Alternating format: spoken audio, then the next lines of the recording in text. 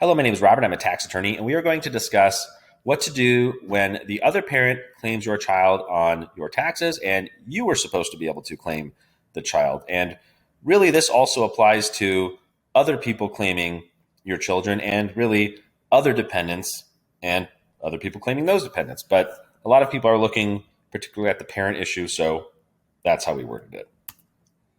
So if you confirmed you are eligible to claim the dependent or dependents, number 1, prepare a tax return on paper claiming them. Number 2, mail the completed tax return to the IRS. Now you're going to want to mail that certified mail, that's USPS certified mail with return receipt. Take a look at Form 886-H-DEP for proof you may need later and keep it somewhere you can access easily later.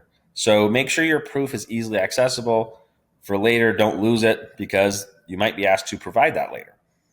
Number 4, wait for contact back from the IRS. And number 5, respond to IRS requests for additional information.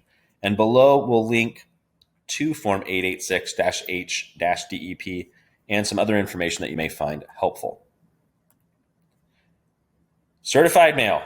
Just another reminder, USPS certified mail with return receipt is strongly recommended for all mail sent out, including the tax return. So your responses, your tax return, that's the way to send the mail. For dependent issues, I basically told you what to do. You probably don't need our help. But if you have other tax issues, get a free detailed tax case evaluation. Call us at 888-515-4TAX. That's 888-515-4829. Or go to trp.tax/start. If we cannot help you, we'll tell you. No false promises for settlements. We only submit settlements that have a good shot at acceptance. If you're going it alone, check out our free tax help guide by searching TRP Tax Help Guide on Google.